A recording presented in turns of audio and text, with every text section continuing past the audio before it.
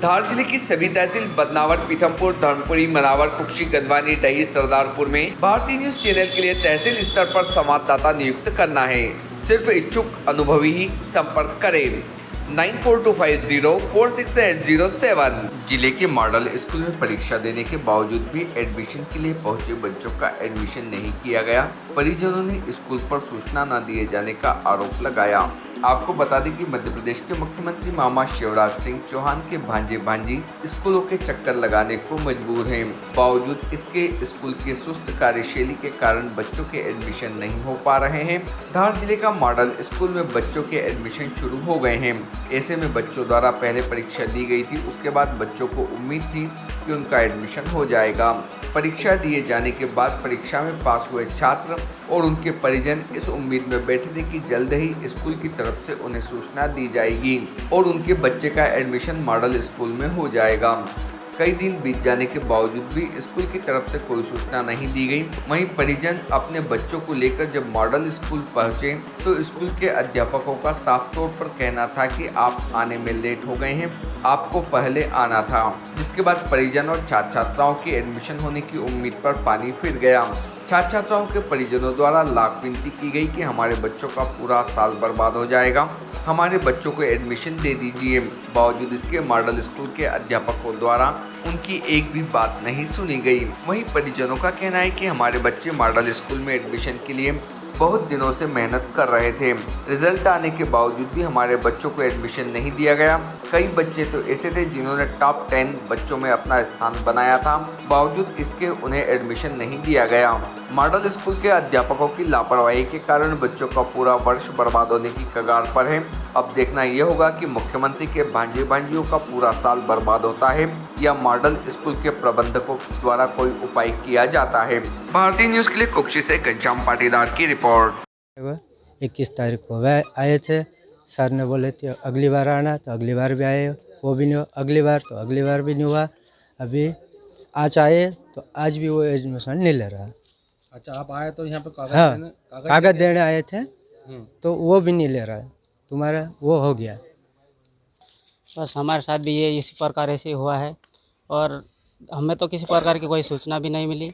और हमने तो क्या है व्यापम इससे मोबाइल से निकाला और देखा कि बच्चे का सिलेक्शन हुआ है 3रे नंबर पे। फिर बाद भी हमें तो यहाँ से स्कूल से कोई सूचना ही नहीं मिली कि आपके बच्चे का यहाँ ऐसा हुआ है। तो फिर हमने इसे निकाल के फिर बाद में यहाँ स्कूल में आए तो हमें किसी प्रकार के कोई यहाँ पे जानकारी नहीं मिल रही इसकी। आपका नाम? राजू। सर, मैं फर्स्ट लिस्ट से आया था पहली बार मॉडल स्कूल में। जैसे मेरे छोरे का नाम है रितु चौहान और मैं उसका पिताजी बोल रहा हूँ मदन सिंह चौहान। मैंने फर्स्ट लिस्ट में जैसे मैंने ये अलॉटमेंट लेटर निकाला, उसके बाद आया था स्कूल में तो सर से मेरी बात हुई थी। सर ने बोला कि अभी इसका नहीं हुआ है। जब मेरे पास नंबर भी अपडेट थे और सब कुछ था, उसके बाद भी सर ने मेरे को कॉल नहीं किया। और सर से मैंने बात की तो सर यहाँ आके बात की तो सर ने बताया कि मैंने आपको कॉल किया था, लेकिन उनके सर की कॉल की डिटेल मेरे पास नहीं थी। फिर सर ने मेरे को आश्वासन दे के मतलब वापस भेज दिया कि दूसरी लिस्ट में आएगा तो उसके बाद देख लेंगे। दूसरी लिस्ट है, उसके बाद में मेरे बच्चे का मतलब दूसरी लिस्ट में नाम है, उसके बाद में सर ने कॉल नहीं किया। फिर तीसरी लिस्ट है, तीसरी लिस्ट में सर मैडम ने मेरे को कॉल किया था तो कॉल किया था। उसके अगले रोज़ संडे था और मंडे को आना करके बताया था मैडम ने। तो मंडे को आया था मैं और मंडे को आके एडमिशन करवा दिया था। एडमिशन करवाने के बाद 3 दिन बाद सर ने रिटर्न मेरे को कॉल किया कि आपकी छोरी का नहीं होगा, आपकी बच्ची का नहीं होगा और पोर्टल बंद हो गया। सर ने ऐसा जवाब दिया। मेरा एडमिशन के बाद भी सर ने पोर्टल बंद हो गया करके सर ने जवाब दिया है। और मैं यहाँ 3-4 बार हो गया हूँ, सर ने ऐसे बोला मेरे को कि अभी नहीं होगा। अब लास्ट बार हम कहाँ जाएंगे बच्चे को लेके? अब हमारे बच्चे का तो भविष्य खराब होगा ना सर। सब बच्चों को मोबाइल पर जो हमारे पास सूची है उन नंबरों पर कांटेक्ट किया गया था और सूचना दी गई थी।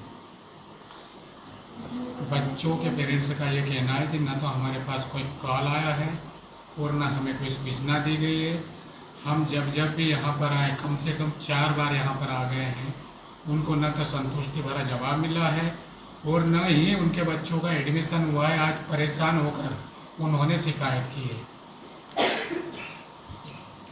अभी जो चुनाव के दौरान यदि कुछ पालक आए हैं तो उन्हें कुछ परेशानी हुई होगी।